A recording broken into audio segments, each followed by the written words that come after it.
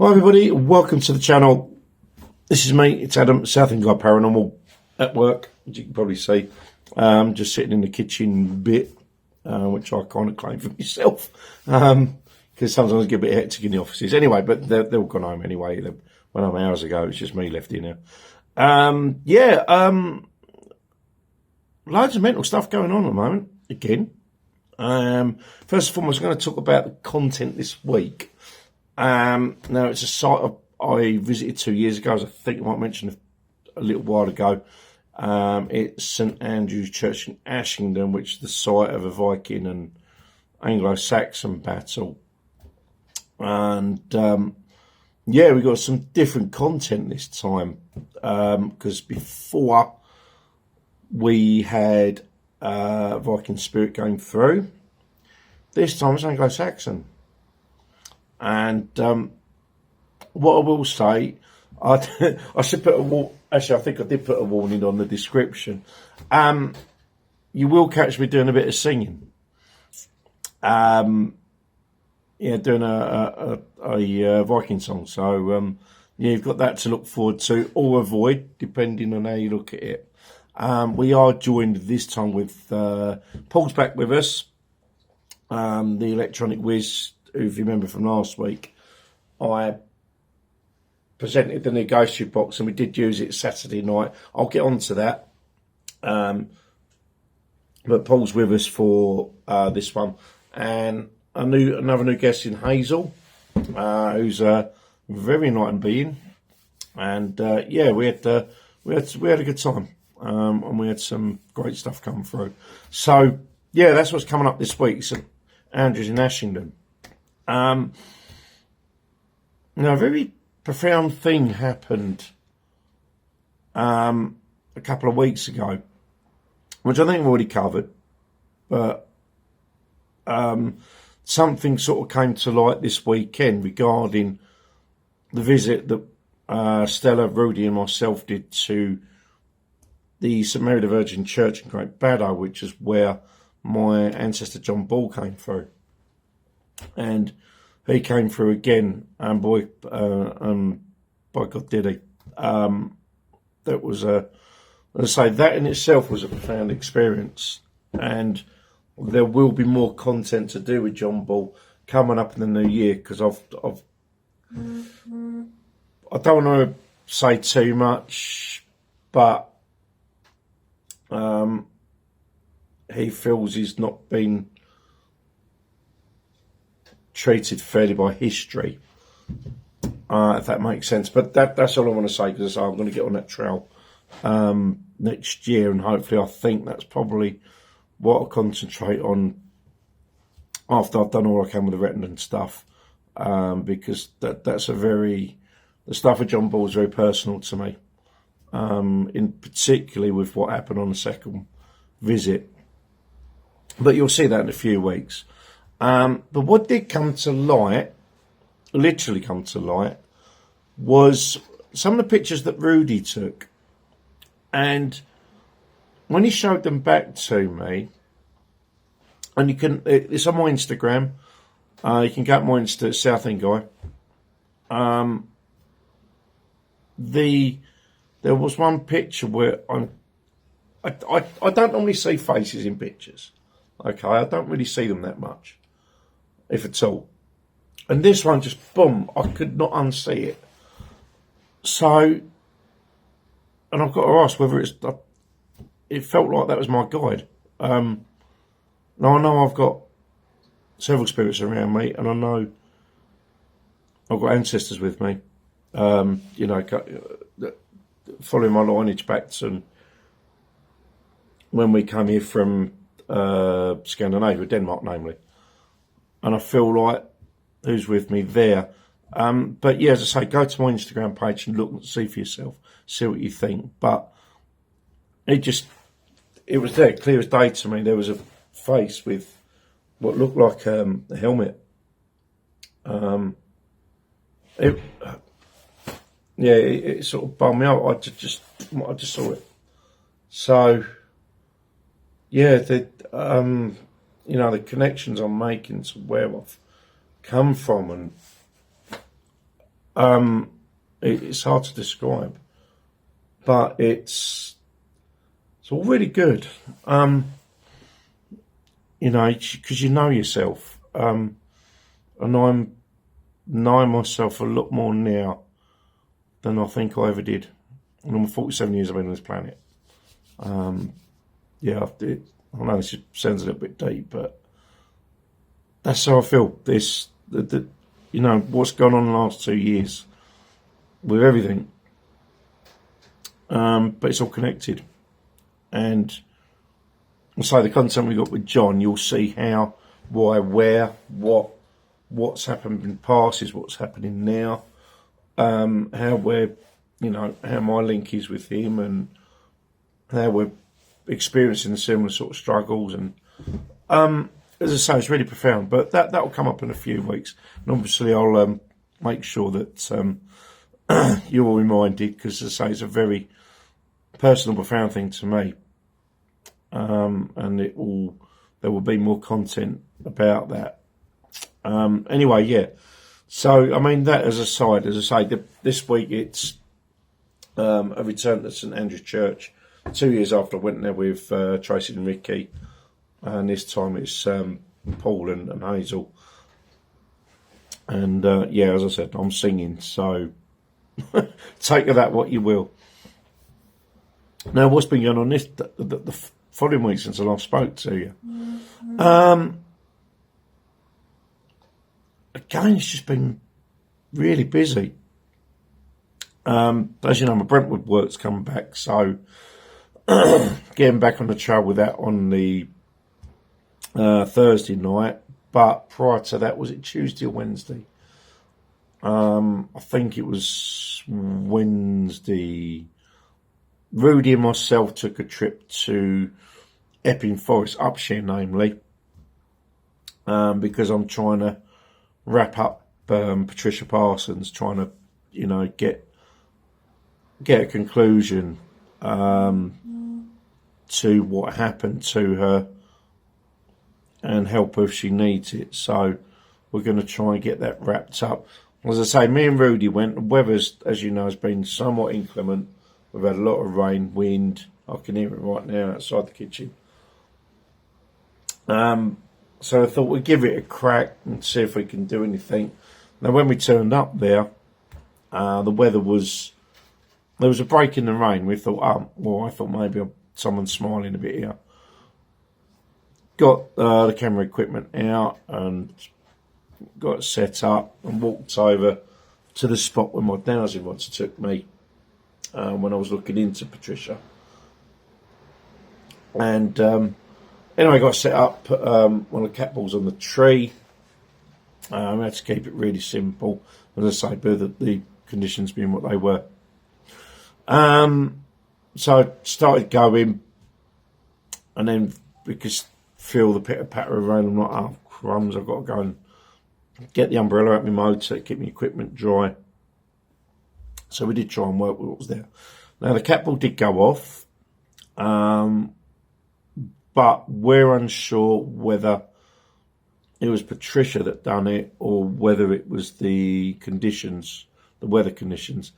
As we went on and the rain was getting heavy, it was becoming clear.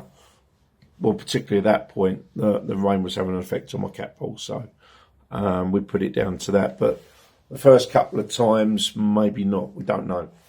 So when the heavens did open, Rudy and I made a dash for it back to the car. Rudy tried to make some connections with her. He was getting bits and pieces, but we felt that we weren't quite making the connection that Esme did when I was having a private conversation with her about it. So I'm going to keep an eye on the weather because I think the next 7 days are looking pretty rubbish. But as soon as it looks like there's going to be a break, we're going to head out there again. Hopefully, Rudy, maybe Stella, maybe Esme, and we can try and get the connection and hopefully get a story out as to what actually happened to her and who, try and find out who was responsible because no one really knows again.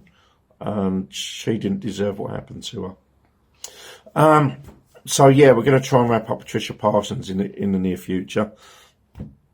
Now, I did visit, I think I pointed out in my last vlog, I did visit the site where I believe Kevin Whitaker's body was dumped by Tony Tucker and Craig Rolfe.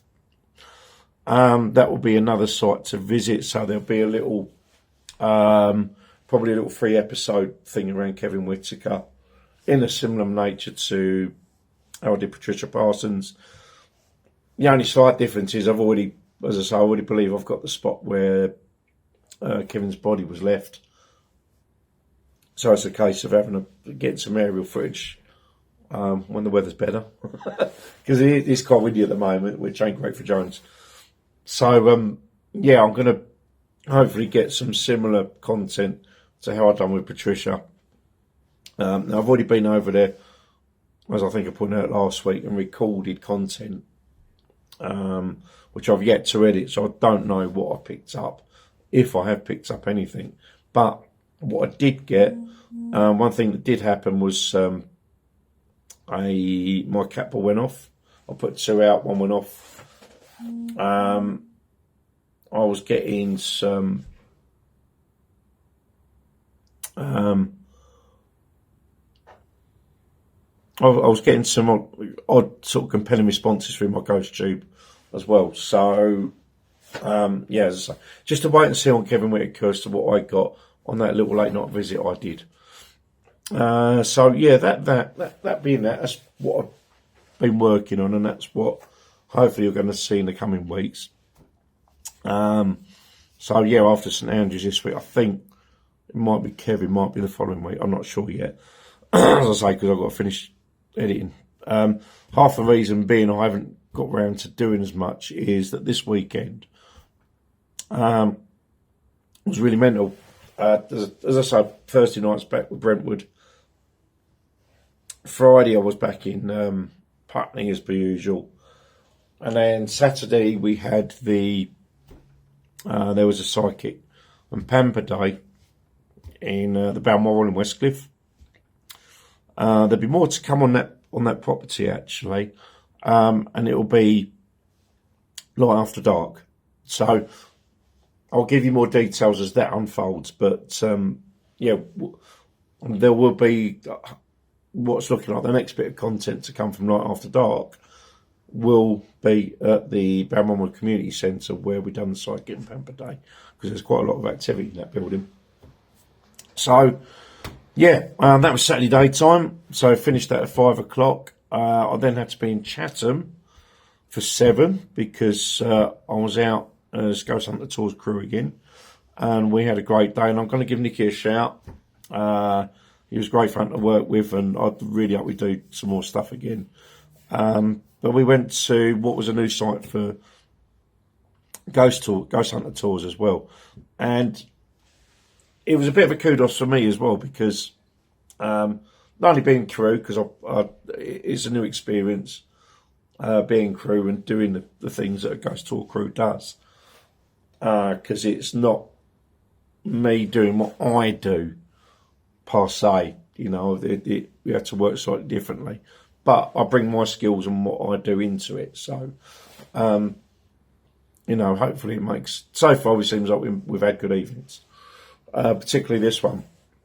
And so the other bit of kudos for me was, obviously you lot know my interest in the Palmerston faults that we've got dotted around the south coast of England and the estuaries, particularly the Thames estuary and river, and the Medway as well.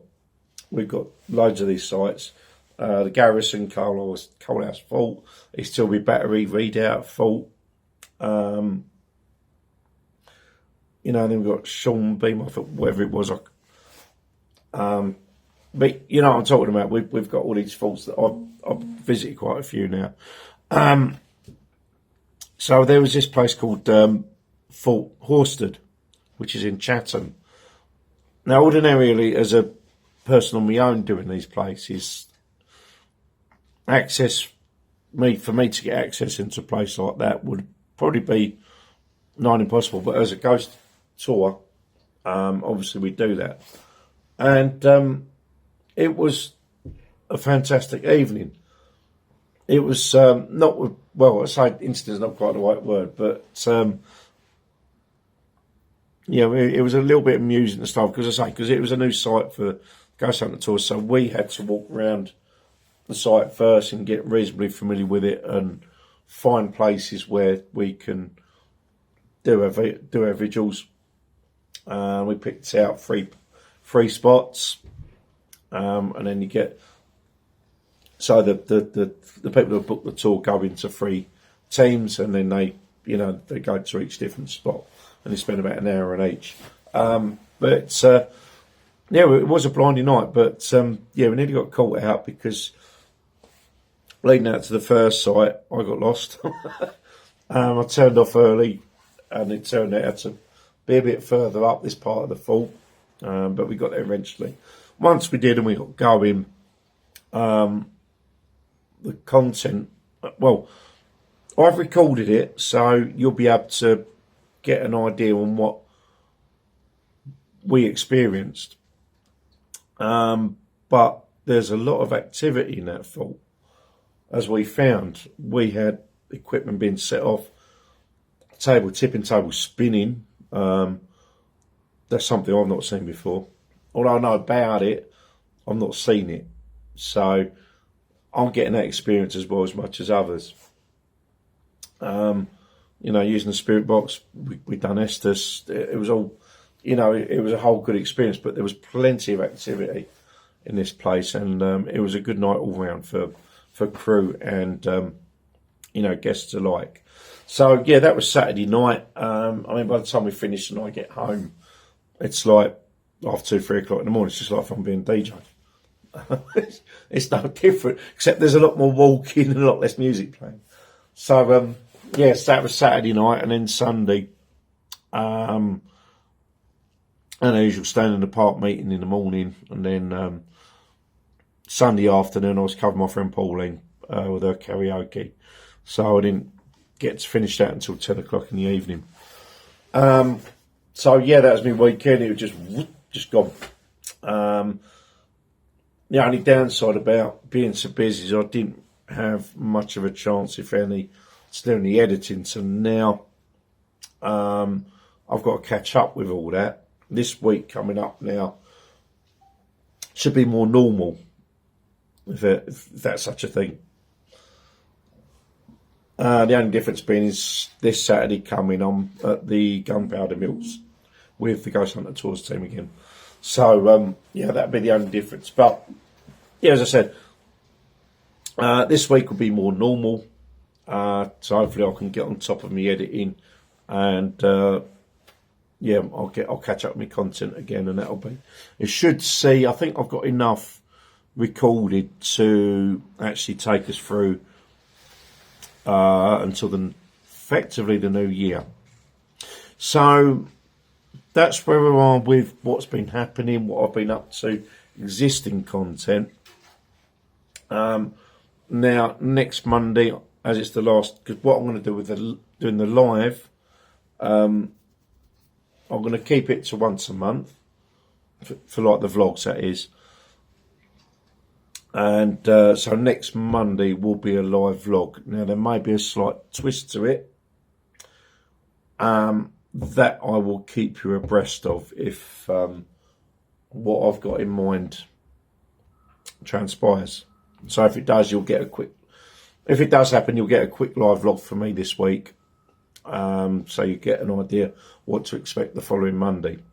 And hopefully I might be able to get in 1 or 2 live videos in the course of December. And hopefully some interesting retinue content as well. That retinue bit is dependent on weather. And